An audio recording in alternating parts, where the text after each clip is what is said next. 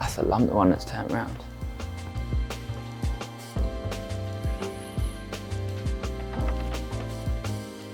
Just gonna have a look down here. Looks like a nice little glowing spot under this bush, so check this out. Yeah, a couple of nice spots. Oh yeah. Oh mate, there's a good one down there.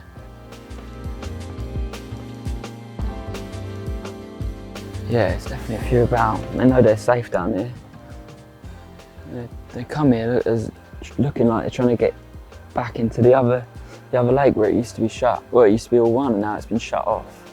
So yeah, it definitely seems like a draw for them, which is good. So should be plenty of carp going over the areas. Oh, there's one just coming through now. Oh, 2, 3, 4. One of them's a good one. Got that one at the back. Wow, there's a herd of them down there. Jesus. Yeah, that'll do.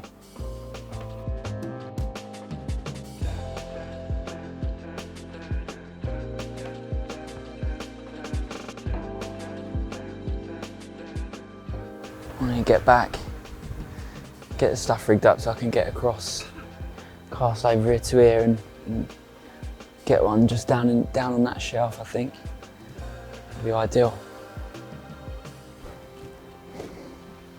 Right, I'm going to cut this rig off, put a light lead on so I can flick it across over onto the far margin, and then get round there with a storm pole, tie a new rig back on, wade out, lower it in, off that, there's a nice bit of gravel over the other side off the shelf.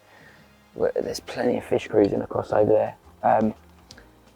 Yeah, and then come back, tighten up to it, and sort of fish washing line style over across there, which I think will hopefully keep them from spooking off the lines. It should be ideal.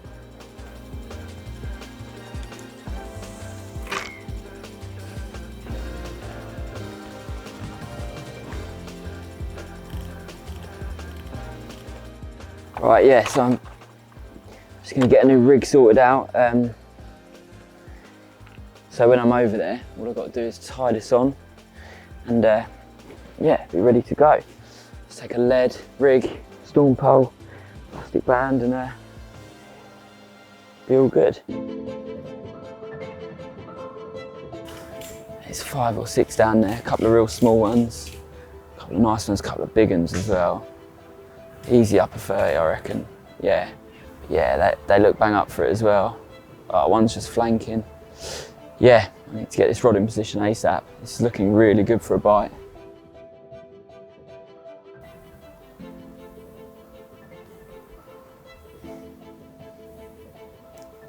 I'm going to walk it out, try and do it, keep the line around this pole so it sort of stays tight.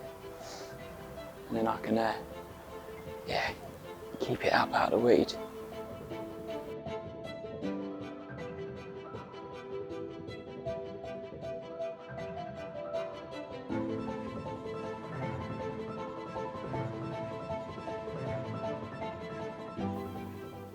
Just pop that under there.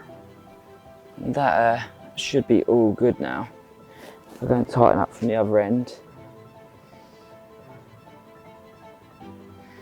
Yeah, I think that looks perfect. So yeah, let's get around and do it. All right, I just need to pick this line up out of the weed without pulling it out of the clip. The left one I'm going to try and weigh down and lower it in under it's a really nice spot under the overhang. I see a few ghosts over that a little while ago. That looks like a prime spot for them. A little less blatant from where I caught them from right in front of the swim last night. Or, well, caught that small one this morning. So yeah, that looks really good, like closer to where they're sort of happy, right next to a big bank of weed. So yeah, I'm gonna try and lower one in there and just wade it back to the rod, and both rods will be pretty set and sweet.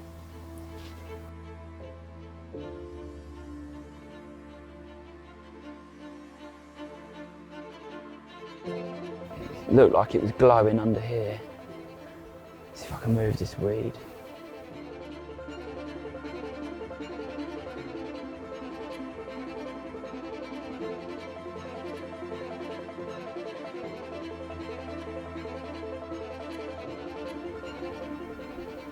Like that, looks perfect.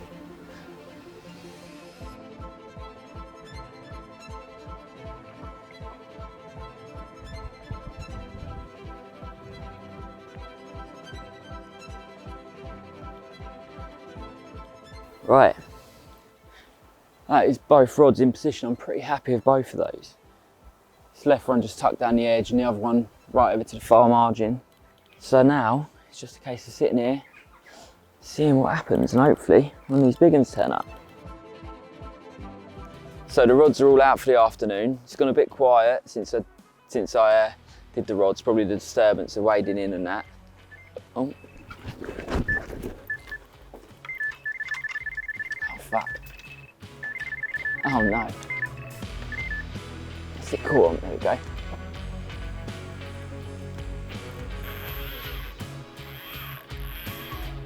Well, that come out of the blue.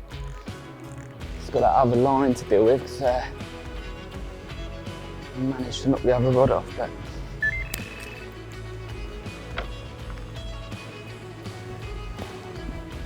leave that one there.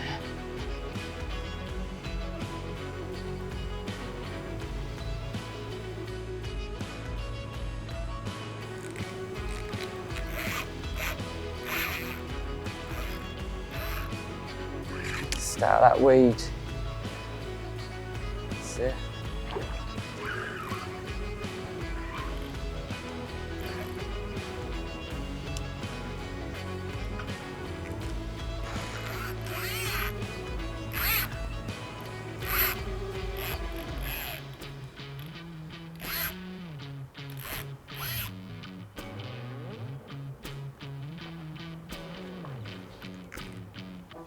So yeah, he's trying to get right under those branches at the moment, but just going to keep him away from that other line.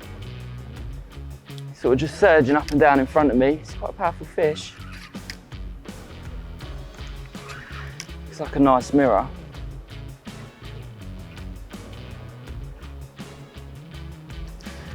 Alright, it looks almost ready. Almost.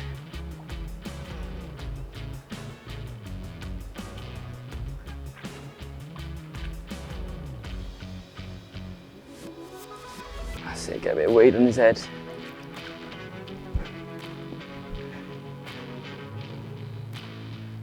Come on, come on, come on. No.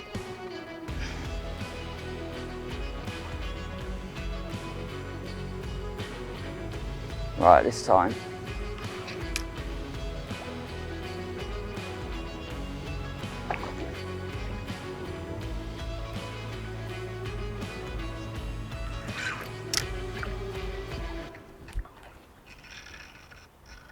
Yes.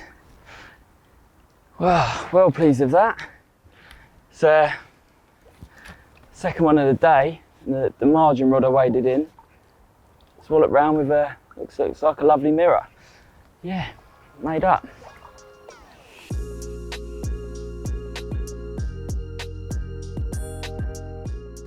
Yeah, so I remember I'm going to unhook the fish in the net. It looks like it's about to lash it down, so I'm going to try and get that rod back out as quickly as possible and get fishing again.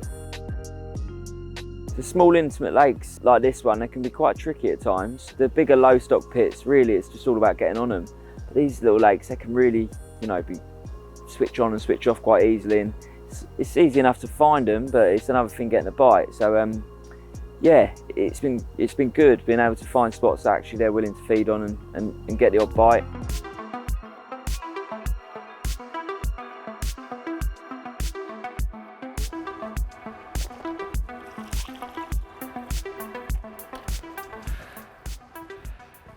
Well, it's not as big as I thought.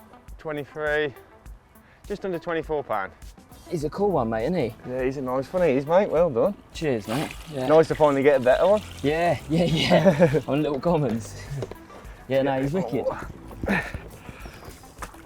He's quite nice and purple, isn't he? Yeah, no, he's a mega carp, he is, mate. Nice whole one. Yeah, nice scales. Fought well as well, didn't he? Yeah, he did. Yeah, nice mirror. A lot of commons as well, I think, in it. Let me get a few. Yeah, it's nice to finally get a decent one, innit? Yeah. Yeah, no, he looks mega, mate. Yeah? Yeah, it looks No, good. right, perfect. Spinning round? Yeah, turn it round. Yeah.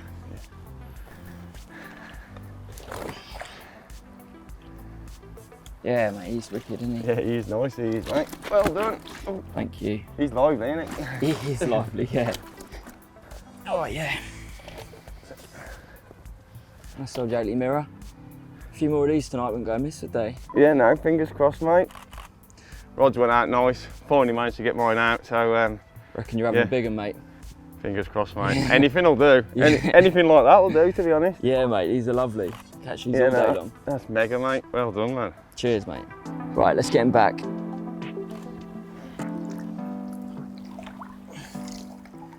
Well pleased with this one. He's a wicked carp. A few more of that wouldn't go amiss.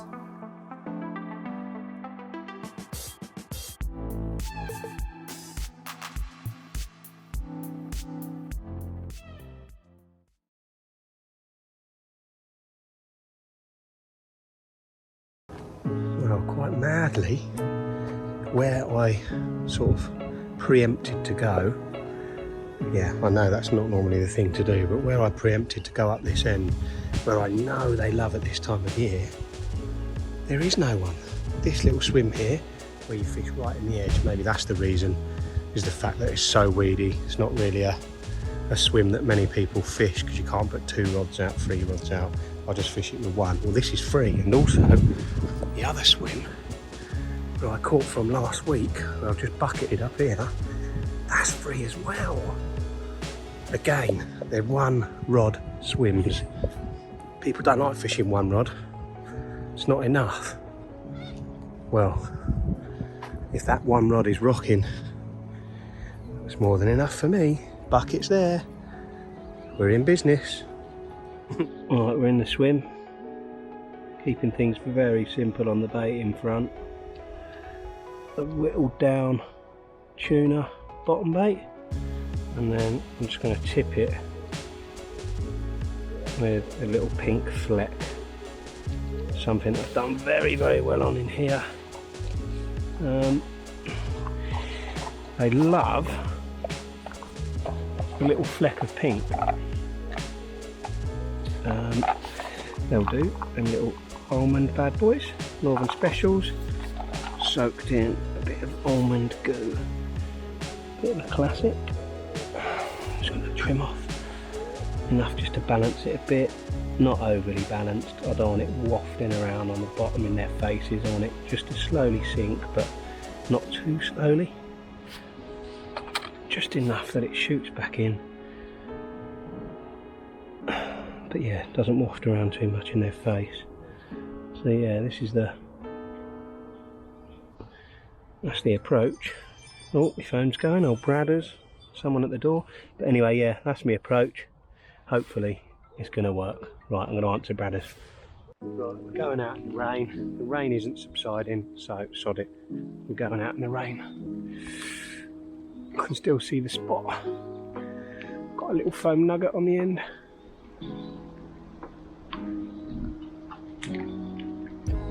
Perfect. There we go. We're down. Sink that line right down to the bottom. Rod tip on the deck. Right, we're in. We are in. Okay. Now, I haven't actually put any bait there yet because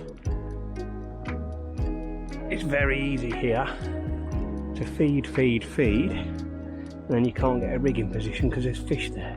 So, I am going to get the rig in place first, and then let the fish come to me, is the plan. Fishing locked up. It's very snaggy in here, so right, locked up. Okay. Right, a few pellets, a few chops in there. Fishing like a whittled down hook bait, so no whole boilies in there. I boiled these up in salmon oil just to give them a bit more juice. I'm not going to go mad with the bait, but just enough for a bite is the plan. The reason I'm using a spoon is, as I said, I like to be nice and accurate, get things on the money. Right, let's just get that out there. Should be just enough. Nice and quiet. Bait down onto the spot. Should be just right, that.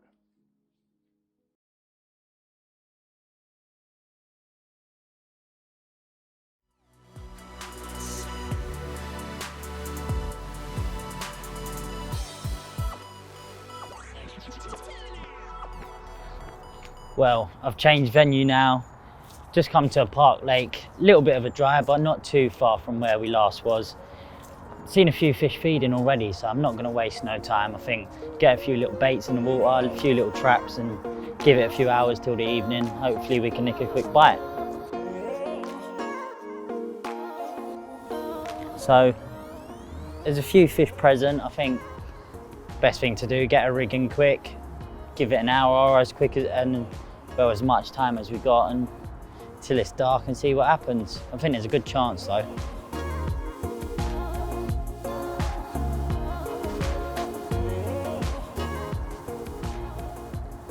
Oh look, there's one right there. Two right there. Oh, that back one's not bad. Three right there, just coming through the swim, look. Four. Can you see him? Look. I'm literally just gonna fish exactly how I did down the river. Little pop up, little bag of pellet, straight in the edge. There's a little bit of clouding up and stuff. Looks like the fish are here. They're already having a feed, so it's just about getting a bait in position. Instead of light leads, I'm gonna go for something a bit heavier, just because I'm lowering it in, so it doesn't matter if it's too silty. I know on the river's really silty, but with that occurrence with the chub, I think a heavier lead's going to give me more confidence to pull that hook home. So that's what I'm going to go for, and hopefully it nicks us a quick bite.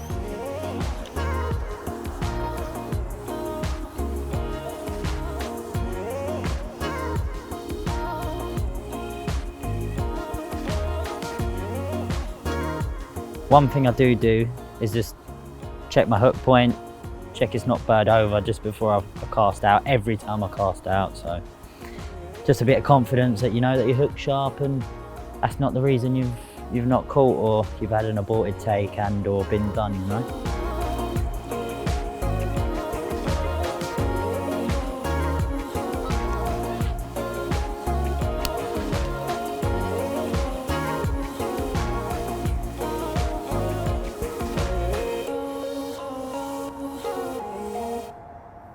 Just spooked one, look. Oh, come on.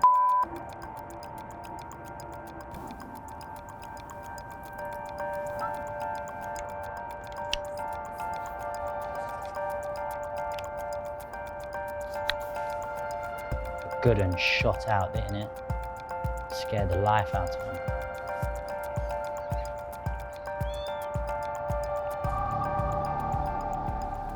Well, there's been a few fish coming in and out off the edge of that tree. Just trying to keep a little bit stealth at the minute, because they're literally right there. It's probably a rod length out or so, and it's shallow.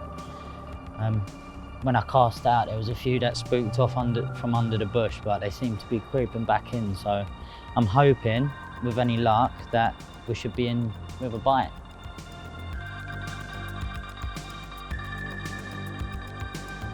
I'm in.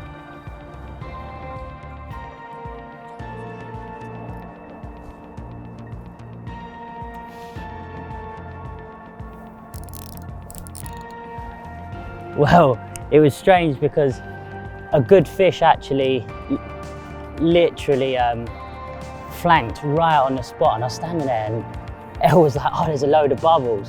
And yeah, I literally heard my little clutch go. It was pretty quiet. And this tiny little common's nailed it, but a fish is a fish. and I'm caught on the fence. There we go. There we go. He's only a little one.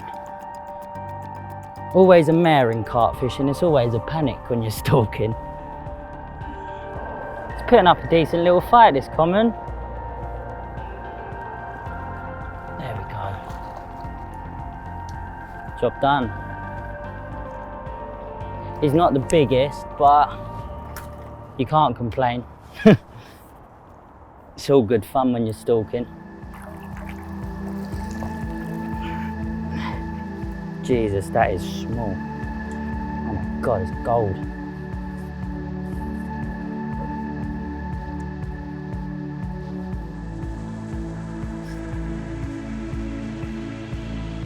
Well, he's a lovely Park Lake common.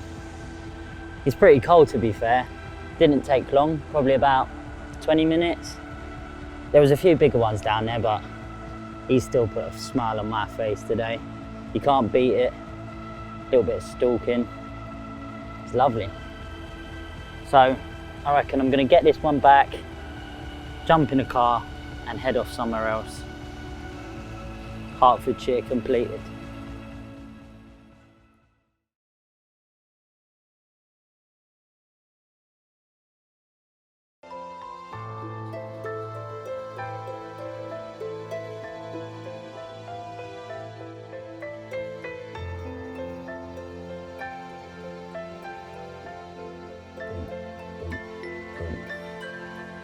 Beautiful and clean. Right, this is the drop. Here we go.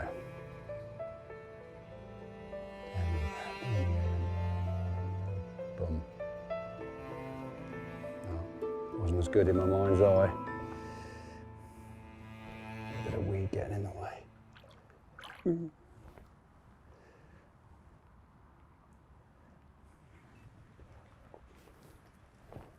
Now, if that doesn't catch me an Essex carp on this trip, nothing will.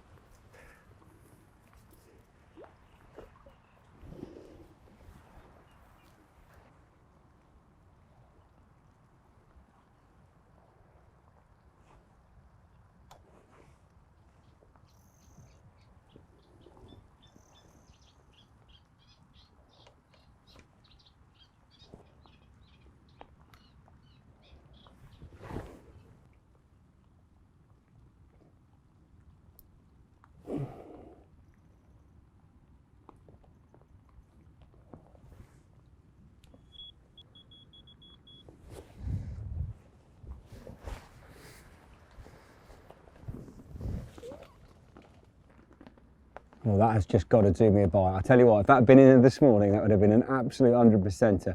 Really interesting. You can feel the little holes in the bottom, the little carp holes, and they've obviously fed. Now, that might be guys that put bait in there previously, or just natural feeding going on, because at the bottom of this reed bed, there's obviously lots of snails, there's bloodworm, stuff living in the sediment. And the sediment there is kind of clay, there's a bit of sand, a bit of gravel, and you can feel these little bowls. And I was dragging my lead across, it didn't feel very smooth, but actually when you walk out there in your waders, you can feel these lovely depressions in the bottom and a bit stony on the bottom. And when you dunk that lead across, it's like dunk, dunk, dunk, dunk. It feels absolutely perfect. So I put a bottom bait in the bowl, it's right up the surface weed, right over the bait, literally just there. And there's reeds this side, so any fish coming on the edge of that reed bed, under that weed, going to feel very secure, I think, and yeah, fingers crossed. I really feel that's going to get me an Essex carp. Come on, the fish.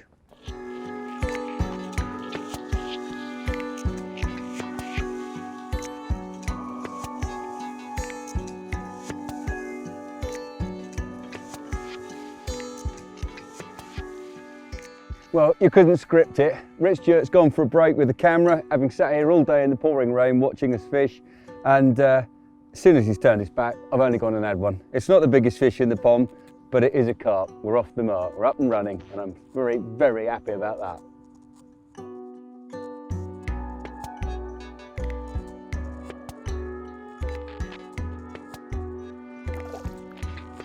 I need to get the hook out. Come on, you.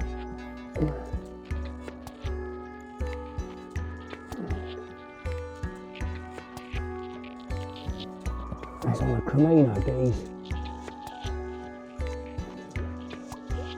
Whoa.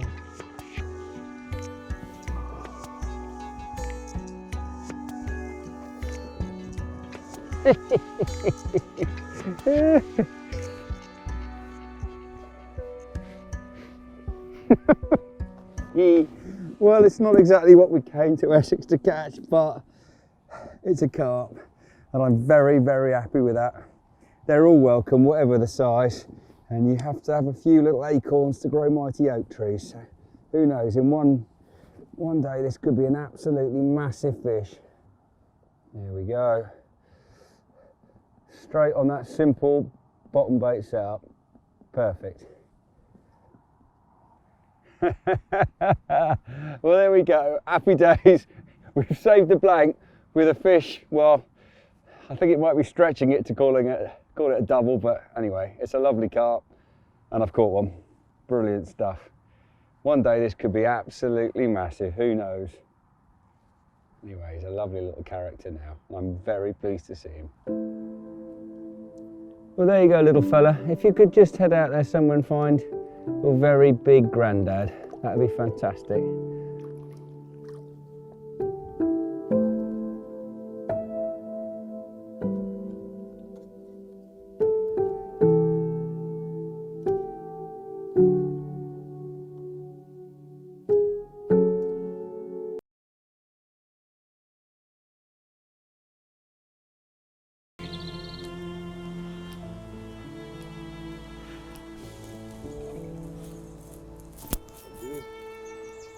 Snide rod.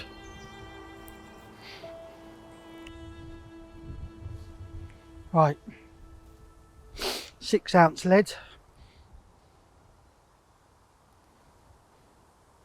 I want the lead on and off. If I get a pickup. Right,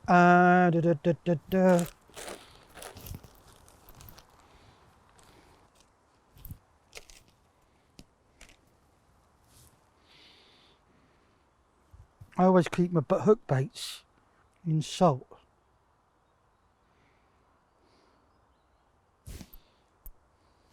So I just put the hair knot further up, then you can like space the hook baits out. But you've got to remember,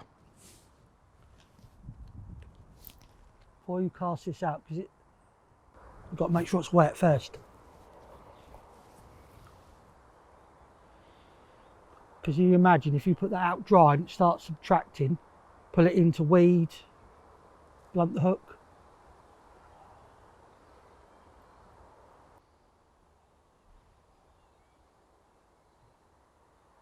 People ask me what knot I attach this to. I don't. I use a Nash micro swivel there. So this can basically stay on, call it a boom, a bungeefied boom, can stay on there for months.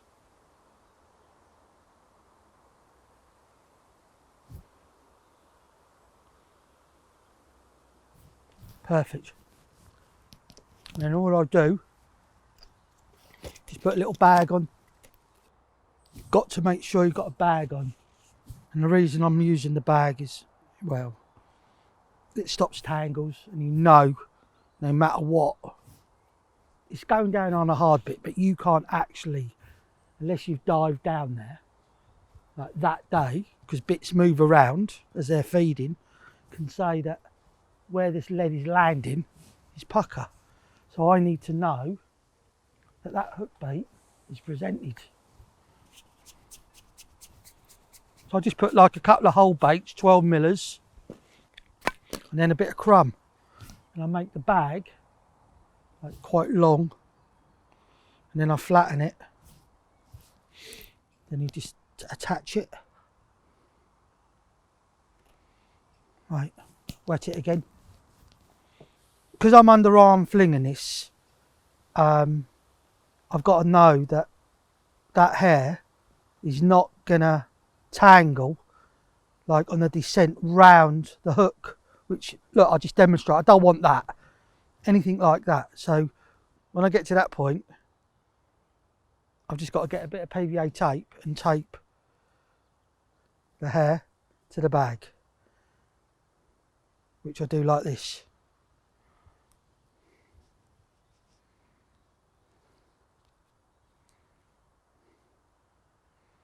if I think they're being a bit weirdo, I put like an 18-20 miller on there, one of each. But I'm not really bothered about that today. All I want to do is just get this rig in position.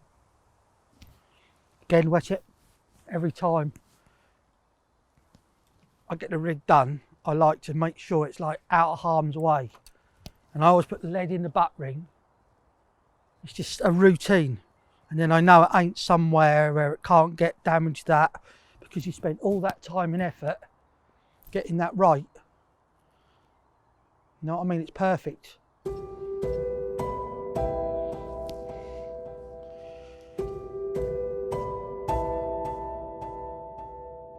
I want to get this rod in. Yeah, time is precious at the moment.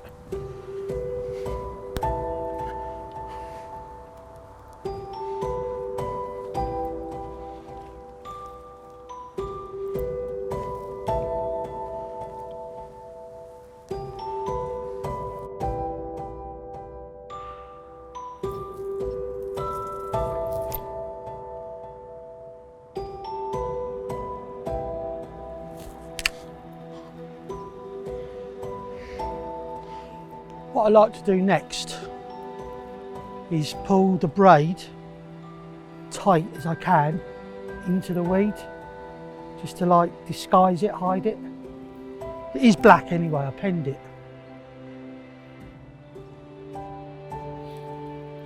I've got the rod tip right down, and it's like, it's tight.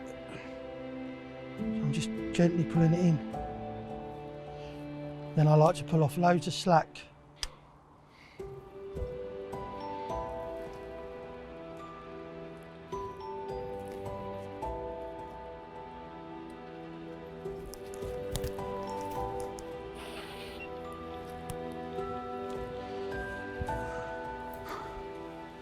Got to get the line down because it's warm enough for them to be up the shelf, and I don't want them bumping into that line.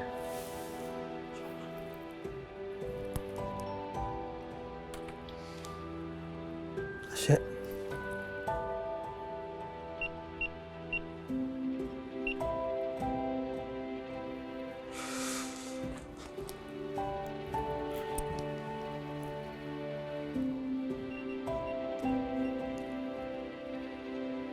Because I baited it yesterday, I'm not really sure what's left. I don't want to go mad, I'm just going to put a little bit over the top. Probably the majority of it will be like crumb boilie. So if I fire it through the branches, I'll get like it like parts the baits a bit more. So then I'll get a bit of a spread.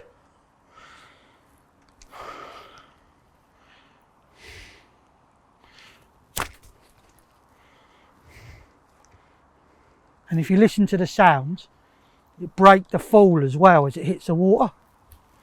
Can you hear that? You don't hear a lot, do you? I'm already thinking that's too much. What I need to do is get some bigger baits, and these are like softer.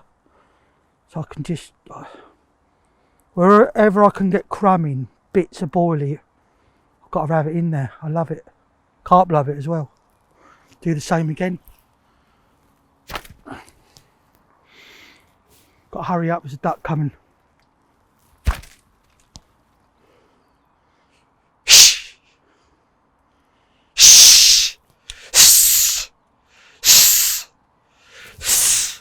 Just distract the duck, I don't want it diving. It's deep down there, it's like 15 plus. And I am not up the shelf, I'm down the shelf. Normally, when you put the rig there, 8 times out of 10 I normally hit it on the bottom, which is soft, and then because I got the bag and it's protected, I just quickly lift the rod up and it donks. But that was like in the bit in between like the donk and the soft. See, I need to get out of here now because I'm like drawing attention to myself, and that's one reason I put that in a front clip here. You know, you're not going to get a drop back here. I'm just fishing for takes. So there's clips up here, and then all I've got to do now is just set the clutch. I don't want it too slack, not too tight. So I want it like that, enough to pull it off, up. Yeah.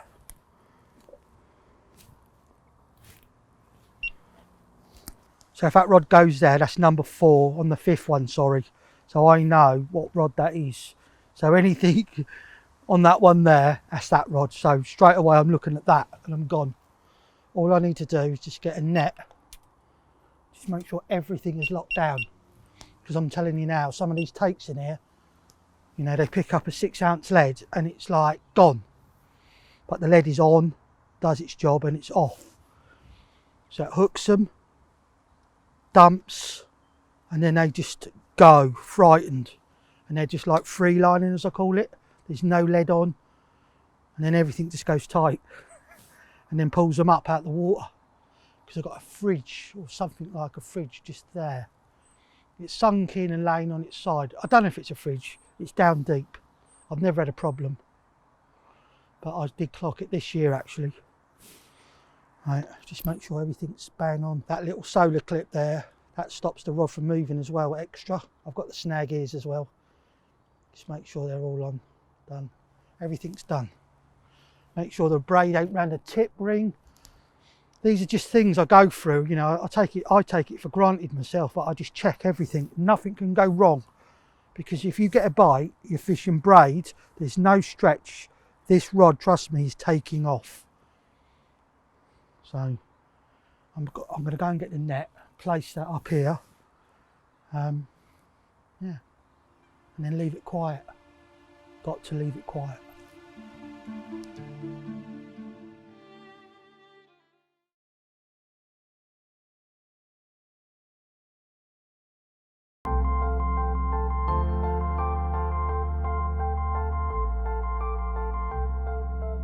Right, well the rod is almost ready to go. It's a bit of a process getting in position, but the rig's ready and the lead is as well. And I just thought I'd very quickly talk about a couple of things that I'm doing with the rig and with the lead. I get asked loads of questions about that sort of thing, and it's a rig that I use all the time. You know, I just use it for everything now. For a long time I used to use really short hook links in the edge, but this rig has proved so effective for me so many times that I just decided, why not try it in the edge? And I've been doing it for the last couple of months or so, and every carp I've hooked I've landed. So because it's so versatile, it pays for me to just have loads of them tied up in my rig box. So I'm using that rig, the hook bait, double bit of maize and a piece of foam in the middle, and that is to balance out the grains. I always use the balance hook bait. Hasn't got to be wafting around like crazy, I don't really like them like that, but just an element of buoyancy within it. So a bit of foam between the 2 bits of maize, and that foam is soaked in scent from hell liquid. Absolutely stinks, and in my opinion has lots of pulling power. So that's the hook bait, that's the rig. And the lead, I mentioned before, big 5-ounce lead, and if you're going to use a lead of that size, in my opinion, you have to drop it.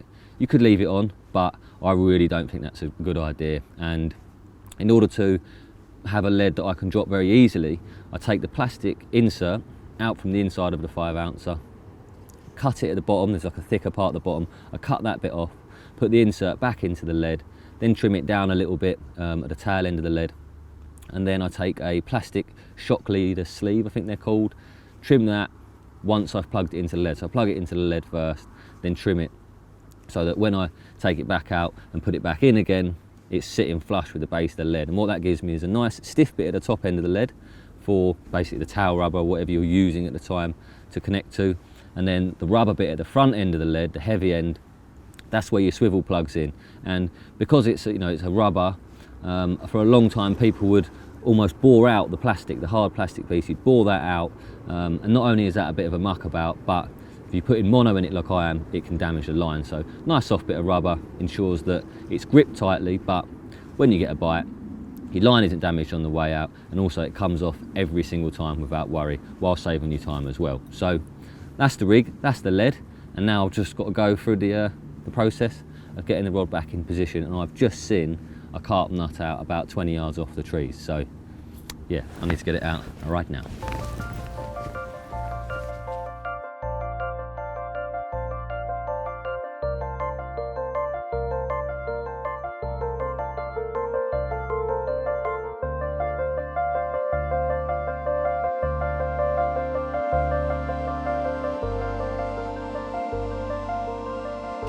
Okay, right, so now that I'm round in the trees, I need to swing this spom out as far as I can so I can then cast over it.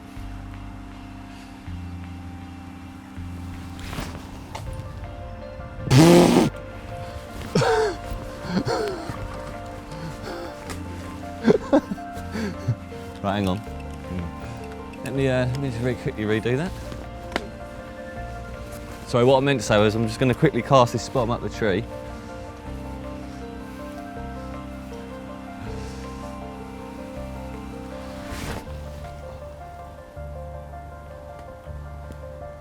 Lovely. Right. Okay, right. Now we're in the swim. Big underarm over that spot.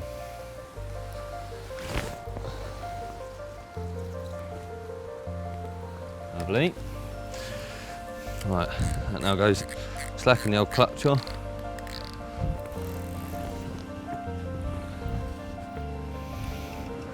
With any luck, I'll be able to tweak this spom in.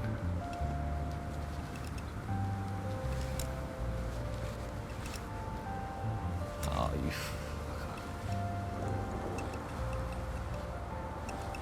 That's it. See the line. Just tweak this in slowly. Hopefully this will have a line attached to it. Doesn't work every time, but yeah, there we go, I can see it. So, all right, let's put that through there.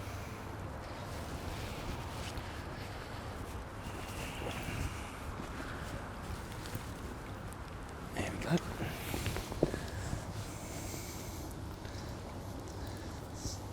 Untangle all this. Carefully get that off.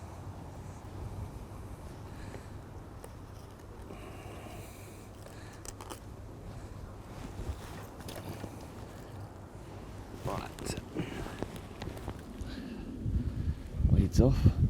I've just got to get the lead in.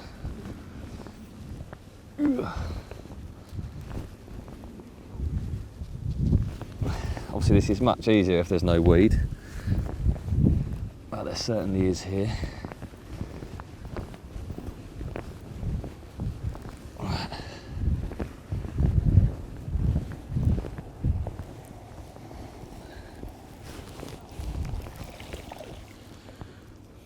Same again, just pluck the weed off.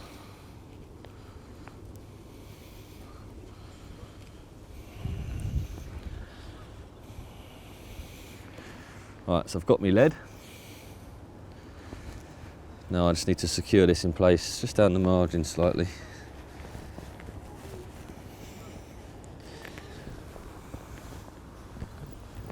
What's this under here? This all looks a bit of a mess, but we'll soon sort that out.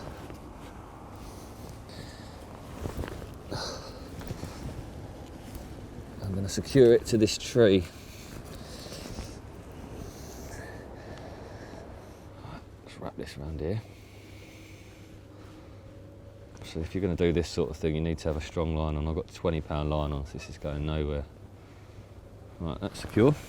I'll go and tighten it up from my swim now.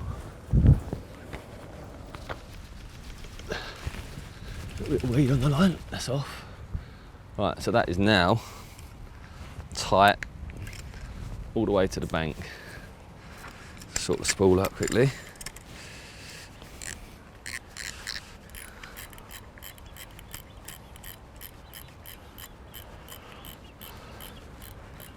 Right, rod into the rest. And that clutch lovely and slack, so that when I'm round there it's easy to pull line off as I need it.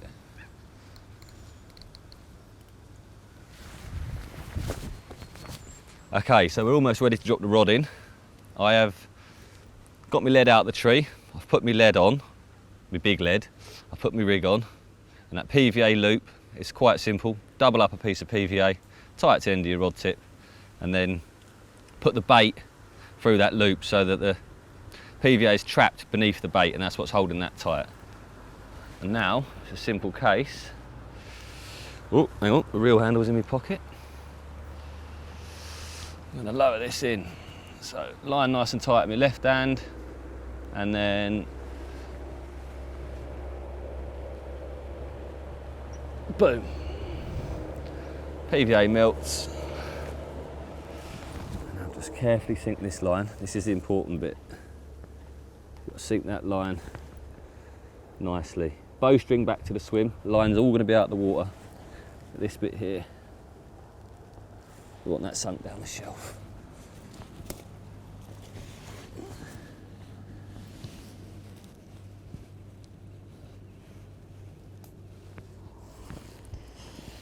Let's come around here. Oh, what a palaver. It's all worth it in the end though. Right, so now I'm going to attach my line to the pole with this little loop here on these tiny little, very soft baby twigs. They need a small piece as well. So I'll take that loop, grab this band, bit fiddly this bit, just get that loop. Oh.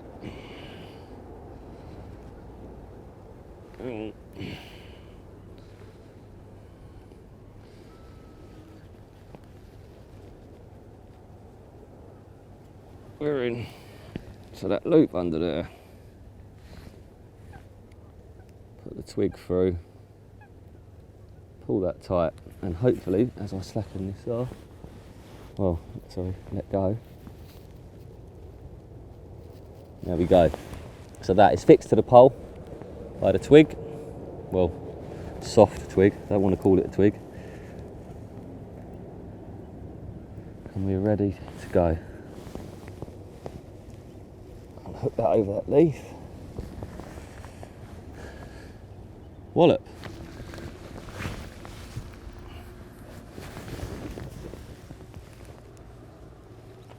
Right, that is sweet. I can see the rig. Don't even need my glasses. But I can also see a group of swans. So I'm not going to bait up yet. I'll leave that there as a single. And get this rod out the way. When the swans disappear, I'll come back and bait.